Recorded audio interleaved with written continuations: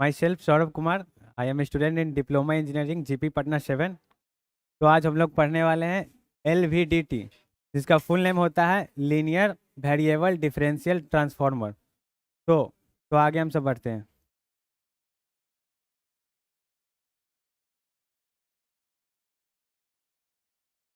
तो ये तो होता क्या है? It is most widely use inductive transducer of translation the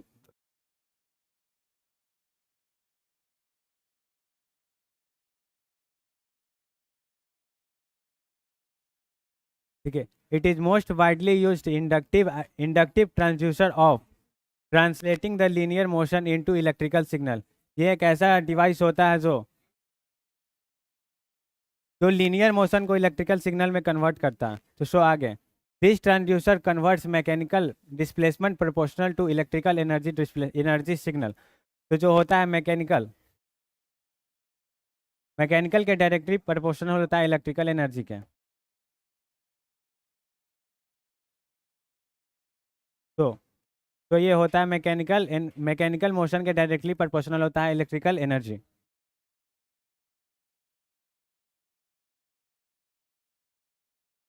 तो इसमें हम सब पढ़ेंगे इसका कंस्ट्रक्शन,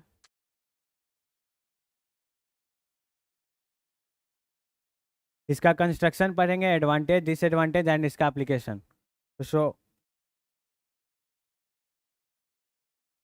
इसका construction, LVTD is differential transformer consists of one primary winding and two identical secondary windings S1 and S2. S1 and S2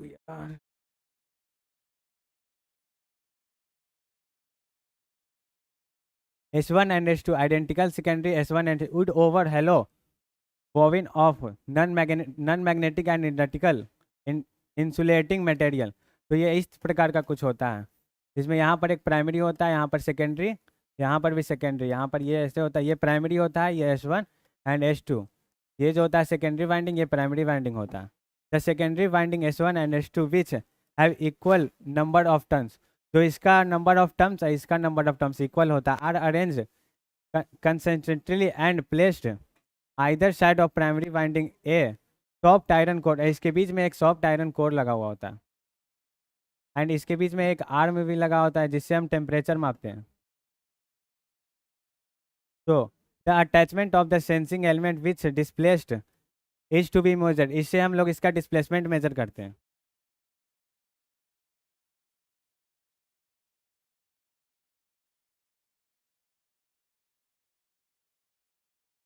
अब इसका construction देखिए यहाँ पर कैसे होता है। यहाँ पर एक एक सिलेंडर है पूरा, इसके बीच में एक प्राइमरी वाइंडिंग लगा हुआ है और इसके इर्द गिर्द पर दो सेकेंडरी वाइंडिंग लगा हुआ है, ये और ये जो होता है ये सॉफ्ट आयरन कोर का बना हुआ होता है और इसे एक आर्म जुड़ा होता है जो डिस्प्लेसमेंट मेजर करता है। और ये है ऊपर नीचे, ठीक। अब इसका हम सब देखते हैं सर्किट डायग्राम। तो ये होता है सर्किट डायग्राम, इसको ऐसे भी रिप्रेजेंट किया जा सकता है।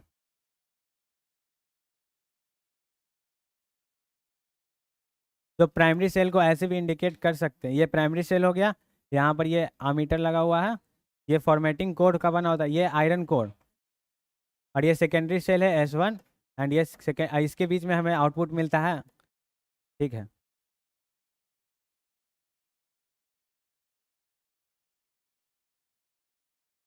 तो इसका वर्किंग,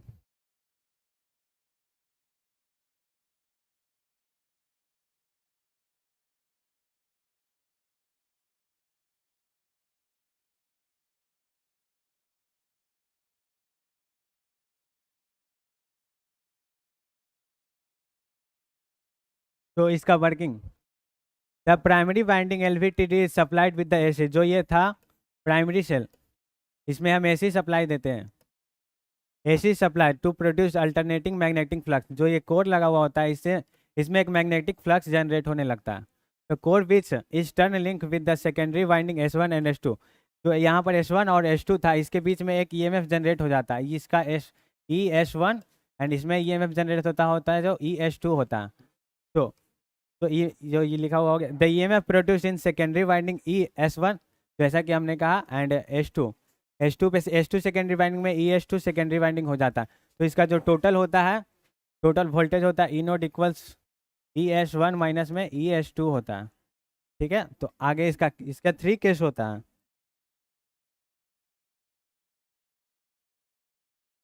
तो केस नंबर फर्स्ट,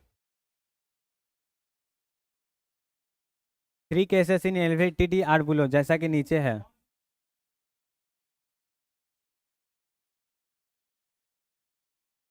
तो case core is at the null position. The secondary winding LVDT are identical and placed systematically on other side core. Therefore, under the normal condition, जो था ये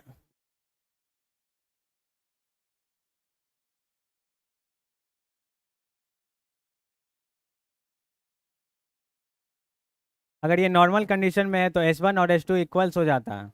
इसका EMF ES1 एंड इसका EMF ES2।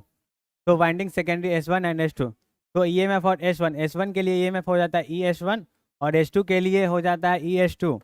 तो total EMF हो जाता है ES1 minus ES2। तो ये 0 हो जाता है। इसको हम लोग ये भी कह सकते हैं, the position of soft iron core is called null position.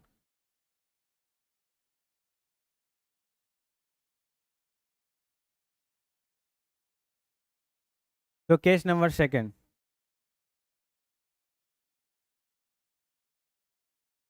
तो के core iron removed right in the null position. ये आ गया।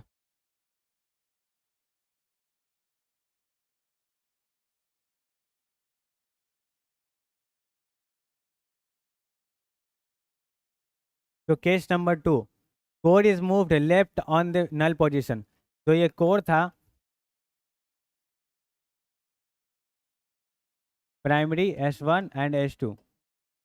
तो ये कोर, जो कोर आयरन कोर है, जो आयरन का बना हुआ है, ठीक है।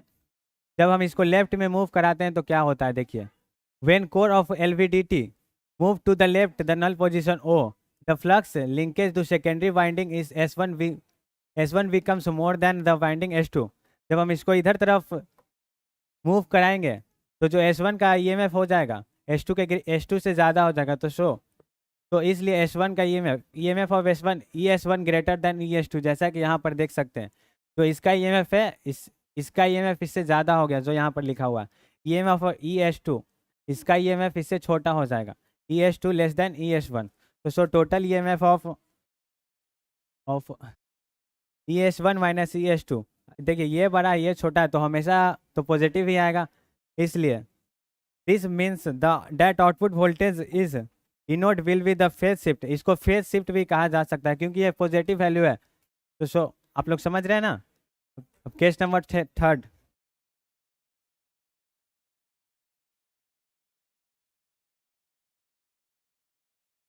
Core is moved right to the null position. जब कोर आयरन को जब हम तरफ इस तरफ मूव कराएंगे तब क्या होगा, S1 एंड S2। जैसा कि जब हम इस तरफ मूव कराएं तो इसका EMF बढ़ गया, अगर हम इस तरफ इसको बढ़ाएंगे तो इसका EMF बढ़ जाएगा।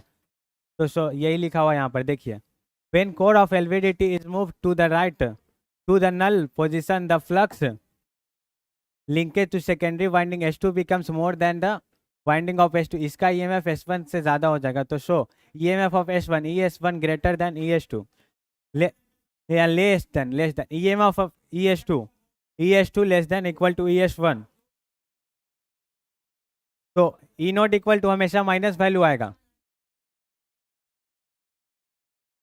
That means the output voltage E not will be the phase of position 180 degree phase degree of output है विद द प्राइमरी वोल्टेज।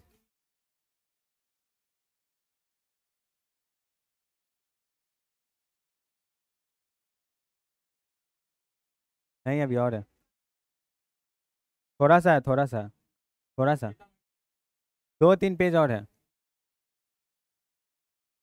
तो यहाँ पर हम सब देखिए उसका कैरेक्टरिस्टिक कैसे होता है।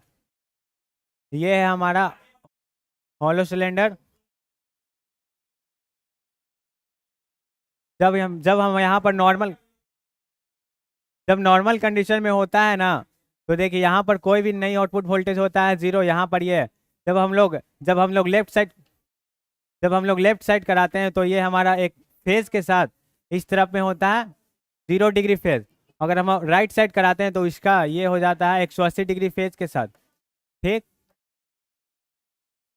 तब और ये देखिए ये डिस्प्लेसमेंट के चूंकि डायरेक्टली प्रोपोर्शनल होता है, तो जितना हम लोग डिस्प्लेसमेंट इसका बढ़ाएंगे उतना ही हमको ईएमएफ मिलेगा।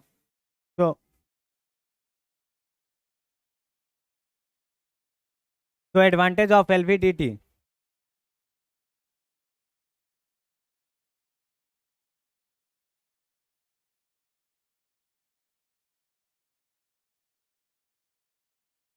तो advantage of LVDT, it have almost linear characteristics with the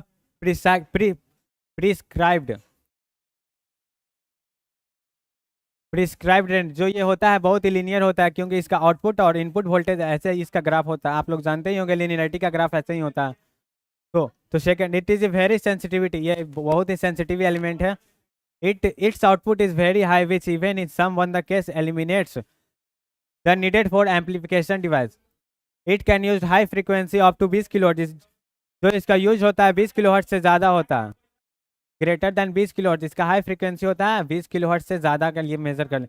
absence of sliding contact make LVDT more reliable device.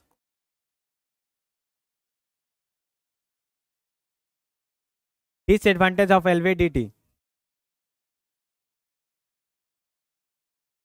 sometimes the transducer transformation is affected by vibration. इसका जो LVDT होता है, sometimes transducer performance affected by, जिसको main disadvantage होता है vibration के कारण इसका जो डेविएशन हो जाता है वो खराब हो जाता है। तो second, relativity large displacement are required for the appreciable differential output. This devices are sensitivity to stray magnetic field but its problem is overcome. जो होता है दिस डिवाइस सेंसिटिविटी के कारण जो मैग्नेटिक फील्ड होता है उसको दूर करने के लिए मैग्नेटिक शील्ड का उपयोग किया जाता है। ठीक। तो एप्लीकेशन ऑफ एलवीडीटी,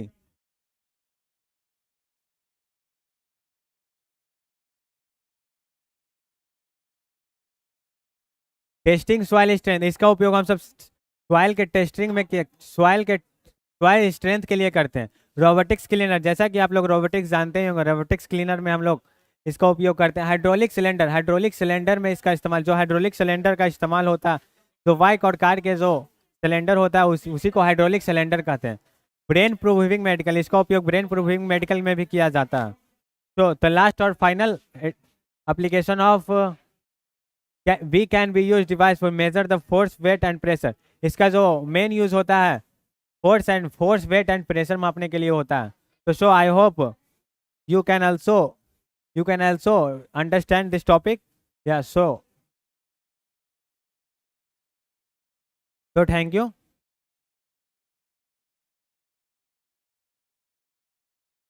हो गया।